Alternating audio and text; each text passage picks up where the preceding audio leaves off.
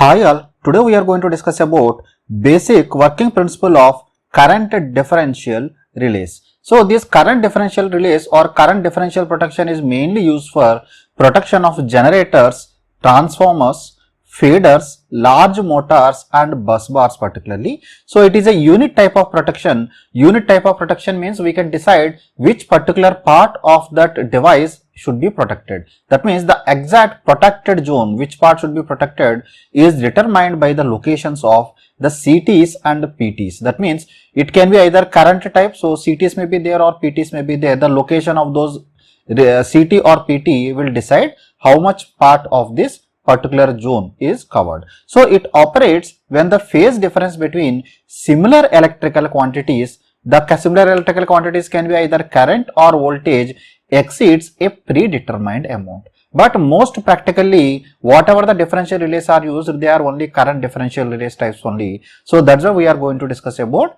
current differential relays now. So let us see what is the basic working principle for this one and how it operates. So let us take, for example, I am taking the input and the output wires. So I am representing the element should be protected because this can be either transmission line or some particular element of alternator or anything. So that's why I am just representing this is the protected system element.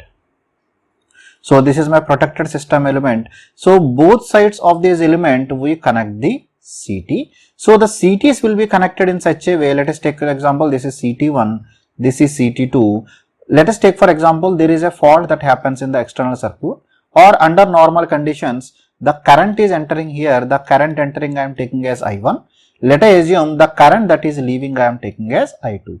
So this fault is not in the zone because the zone will be between these two CTs. Between these two CTs only is the protected zone. So this is my external fault. Let us take for example, some external fault is also there, or it is also called as a through faults. Through faults means the fault is not inside the zone, the fault is somewhere else, but the fault current is passing through the element we are protecting. So those are called as through faults. So because of these currents, the currents will be induced in the secondary of the CT. So the CTs will be connected in such a way, in the secondary side whatever the currents are induced, these currents will be induced in the same direction. So let us take for example, this is I1. So here the current induced is I2. So under normal operating conditions, the value of I1 will be equal to I2 because this I2 will pass like this. So this I1 will pass like this, and so here I1 should return back. So under normal operating conditions, this I1 should be equal to I2. That means whatever current is passing through the first CT, same current will pass through the second CT. So the currents will only circulate within this loop. So now the relay element will be connected here. So this is my relay element. So now the current passing through this relay element will be, the current I1 comes like this, it closes its path like this. You agree with me? This is I1, and the current that is passing because of this second one, this I2 will come here and it will pass like this. So the net current that is passing through the element, so the relay current, so the current through relay, so this IR will be equal to I1 minus I2.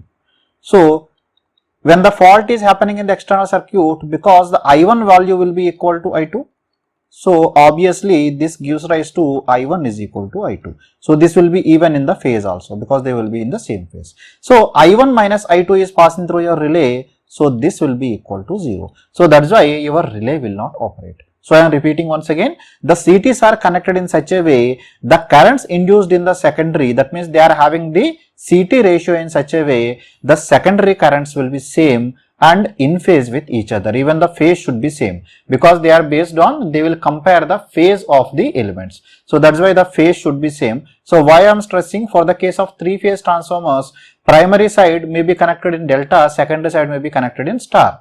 So there is a phase displacement of 30 degrees between primary and secondary. So that displacement will lead to circulating of the currents because the current through this relay depends on the phase difference, because the difference in the potential between these 2 points divided by the impedance of this relay. So that differential current will pass. So that's why this CT should be designed in such a way the secondary currents under normal operating condition should be both in phase and have the same magnitude, so that the current passing through the relay will be equal to 0. So your relay will not operate. So this is under normal operating condition as well as external fault conditions. So same thing is discussed here. So these elements, because the wires, generally these wires are called as the pilot wires. These are called as the pilot wires. So same thing I am just summarizing here. The secondaries of the CTs are connected in series with the help of pilot wires in such a way that they carry the induced currents in the same direction under normal operation.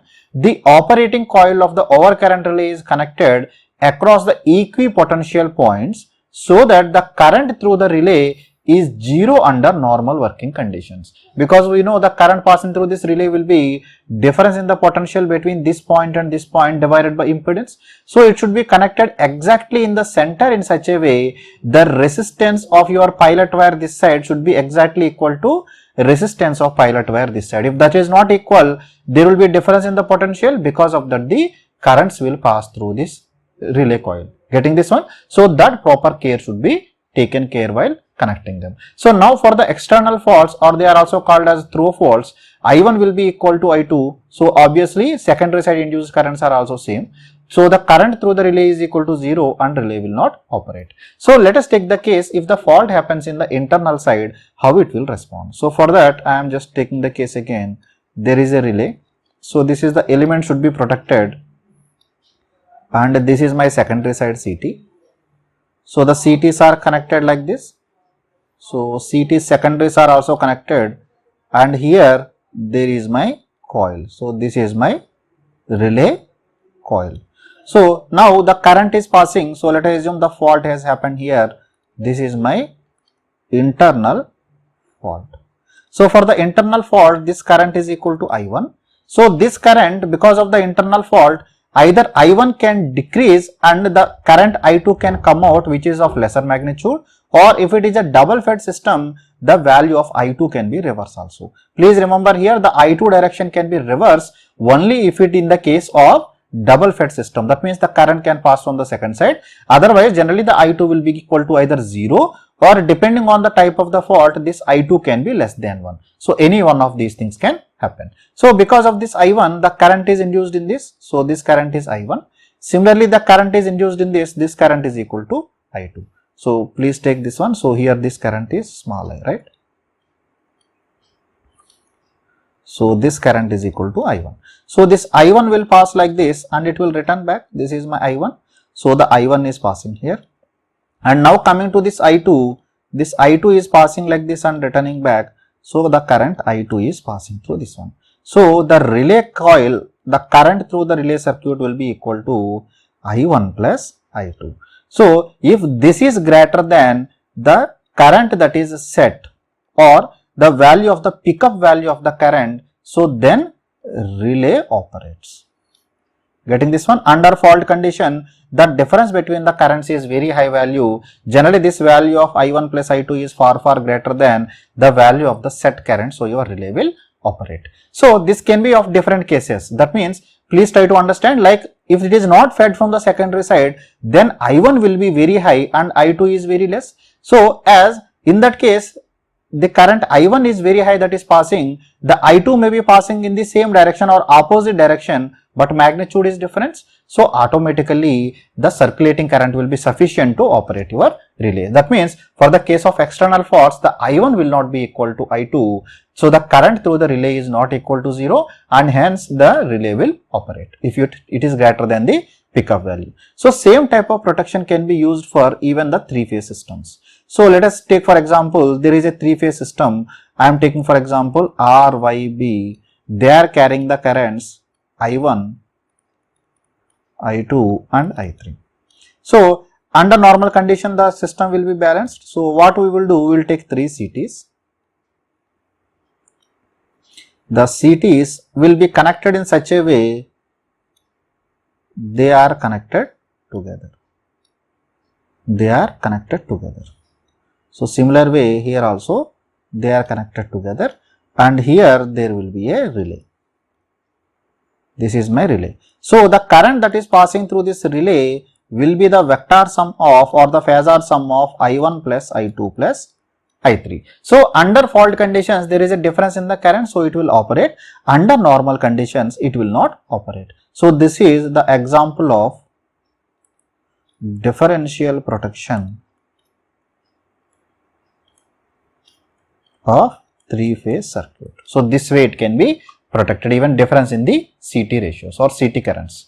So now coming to the difficulties associated with the differential protection, the first one will be difference in length of the pilot wires. So the pilot wires, particularly for the case of power system elements, because power system span will be very high, it will be in kilometers. So you have to run the pilot wires of so many kilometers long. So in that case, we cannot maintain the both the pilot wires, whichever both the pilot wires are there. Let us take for example, I want to protect some transmission line.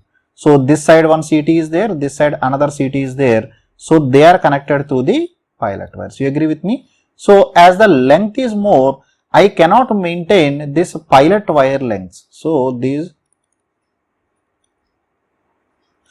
pilot wire lengths, exactly it is not possible to make them same. That means the resistance of these pilot wires will be different. So in that case, because you cannot exactly place your relay connection at your equipotential point under normal conditions, because of the difference in potential, this voltage at this point minus voltage at this point, that lead to circulating current through this relay. So to overcome this problem, so what should we do? We should go for the adjustable resistors in series with these pilot wires. So what we will do? We will keep some adjustable resistors so that we can easily adjust the value of the resistance at the time of placing this relay. So these are adjustable resistors.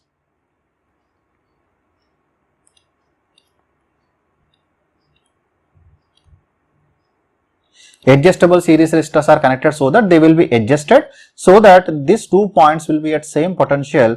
Under normal operating condition, your relay will not operate. The same thing is discussed here. This can be overcome by connecting the adjustable resistors in series with the pilot wires. So next problem comes because of the CT ratio, because here 2 CTs are required and they are connected in series. So the problem comes there, the accurate matching of the CT characteristic is very difficult in practice, because due to the manufacturing differences in the magnetic circuits, because 2 CTs cannot be designed with the exactly same magnetic circuits, that means dimensions, the amount of the losses, the phase displacement and other things, and even we cannot judge that they both will saturate at the same point. So because of these differences, there will be a mismatch in the secondary currents, because for the same primary currents they will induce different secondary currents due to the errors, and these errors will be very less under normal operating conditions. But whenever we are going for the faults, particularly fault currents, they are through faults, that means the fault in the external circuit, even though the currents in the primary are same, but the CTs get saturated, and as the value of the current is more and they are saturated, so the mismatch in the currents will be very high because of difference in the characteristics. So this may lead to high value of the circulating currents, and that will mal operate your relay. So this problem can be overcome by going for the percentage differential relay. By going for percentage differential relay or biased differential relay. So this relay we are going to discuss in the next class. I hope the basic operating principle of the differential protection is clear to you. If you still have any queries, you can leave your comments in the comment section below. I will answer to your queries from there. Thank you very much.